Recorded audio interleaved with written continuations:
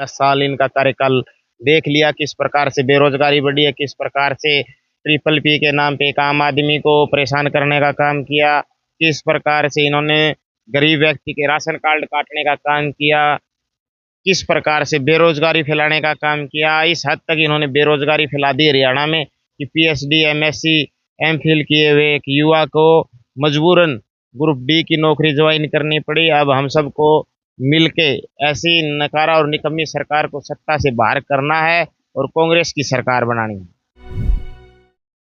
प्रमुखता से बढ़ रही है और हरियाणा से हमारे युवा महासचिव हैं। नमस्कार जी, मैं मनोज टाक माही, जिला परिषद सदस्य, विधानसभा नड़वा, हिसार जिला।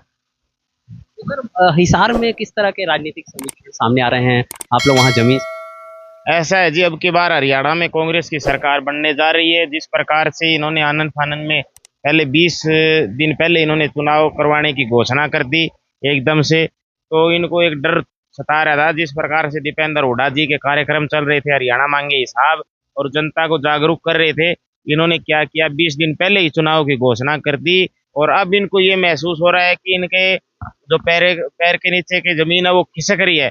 तो अब ये क्या करें, छुट्टियों का बहाना बनाकर अब कह रहे हैं कि हम 1 सप्ताह लेट करवाएं। ये इनके प्रदेश अध्यक्ष ने चुनाव आयोग को लेटर लिखा है और इनके सुपड़ा साफ होने वाला है। भाजपा का कांग्रेस की सरकार बनने जा रही है, चाहे हम बात करें हरियाणा प्रदेश की, चाहे बात करें हम हिसार की। कांग्रेस जो है कांग्रेस की एक बहुत ही मजबूत पैठ हरियाणा में कहीं ना कहीं हुड्डा सरकार में भी हुआ करती थी। तो क्या लगता है कि एक बार फिर से वो विरासत आने वाली? हाँ, 10 साल कांग्रेस सत्ता से बाहर रही है वहां, और अब एक बरगला दिया था बीजेपी ने, लोगों को बहला फुसला कर इन्होंने वोट ले लिए थे, बरगला दिया था, झूठे वादे कर दिए थे। अब आप देखो, हरियाणा में बेरोजगारी की दर इतनी ज्यादा है कि आप पूछो मत। एक एक जो 1,000 पोस्ट निकलती है तो 10-10, 15-15 लाख युवा उसमें, और एमएससी, पीएचडी किए हुए युवाओं को ग्रुप डी की नौकरी ज्वाइन करनी पड़ी। और बड़ा दुर्भाग्य है हरियाणा का कि ऐसी निकम्मी सरकार आई जिन्होंने बेरोजगारी फैलाने का काम किया, जिसमें भ्रष्टाचार इन्होंने फैलाया है। आम जनता दुखी है, और सबसे बड़ी बात तो ट्रिपल पी है, परिवार पहचान पत्र है, उसके नाम पर इन्होंने एक आम जनता को, एक आम गरीब व्यक्ति को बिल्कुल परेशान करके रख दिया है। इस पर क्या लगता है कि इस बार जो जनाधार होगा इस परेशानी से निकलने का एक सबक होगा? बिल्कुल एक ही तरफा कांग्रेस की सरकार आ रही है और 80 पार आएगी।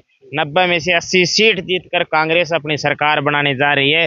जिस प्रकार से कांग्रेस का ग्राफ बढ़ रहा है, और जिस प्रकार से आज हर एक वर्ग को कांग्रेस से ही उम्मीद है, चाहे आप व्यापारी, कर्मचारी, किसान, युवा, हर एक को सिर्फ कांग्रेस से ही उम्मीद नजर आ रही है। तो ये जैसे कि ये अभी लगातार जिस तरह से राहुल गांधी अपने विचारों को खोल के रख रहे हैं, अभी संविधान सभा का भी आयोजन किया था उन्होंने, अभी उन्होंने जम्मू कश्मीर से भी गर्जा था। तो क्या ये लग रहा है कि कहीं ना कहीं कांग्रेस के लिए वोट बैंकिंग में बदल जाएगा?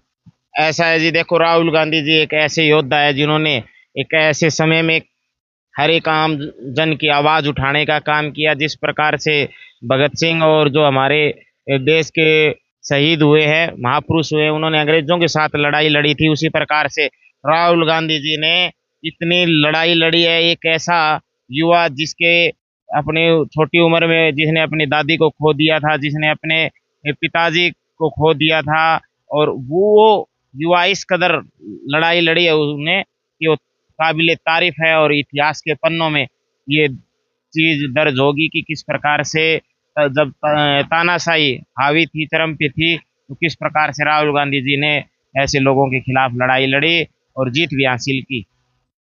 तानाशाही पर अभी देखा गया लोकसभा में तानाशाही से ही लोग परेशान आके जो है उन्होंने भाजपा का मुंह भंग छोड़ा और एक बार फिर से कांग्रेस का दामन थामा। क्या कहना चाहते हैं? ऐसा है जी, ये इन्होंने जो 400 पार का नारा दिया था, कहीं ना कहीं वो थोड़ा बहुत इफेक्ट कर गया जनता के माइंड पे। अदरवाइज तो ये सत्ता से बाहर ही हो गए थे। लगभग 10-15 सीटें और कांग्रेस को आ जाती तो ये सत्ता से बाहर हो जाते। इन्होंने बरगरा दिया, बरगलाने का जो काम किया इन्होंने, उसकी वजह से कुछ सीटें ये लेने में कामयाब हो गए। अदरवाइज जनता ने तो जो जनादेश दिया है और एक संदेश दिया है कि आप कोई भी कितने से कितना बड़ा शासक हो, अगर तानाशाही पे उतरेगा तो जनता उसके खिलाफ खड़ा होना जानती है। यही तो हमारे चैनल के माध्यम से अभी आगामी चुनावों को लेके आप क्या संदेश देना चाहेंगे जनता को? मैं हरियाणा की जनता को एक ही संदेश देना चाहूंगा कि आपने 10 साल इनका कार्यकाल देख लिया, किस प्रकार से बेरोजगारी बढ़ी है, किस प्रकार से ट्रिपल पी के नाम पे एक आम आदमी को परेशान करने का काम किया, किस प्रकार से इन्होंने गरीब व्यक्ति के राशन कार्ड काटने का काम किया, किस प्रकार से बेरोजगारी फैलाने का काम किया। इस हद तक इन्होंने बेरोजगारी फैला दी हरियाणा में कि पीएचडी, एमएससी, एमफिल किए हुए एक युवा को मजबूरन ग्रुप डी की नौकरी ज्वाइन करनी पड़ी। अब हम सबको मिलके ऐसी नकारा और निकम्मी सरकार को सत्ता से बाहर करना है और कांग्रेस की सरकार बनानी है।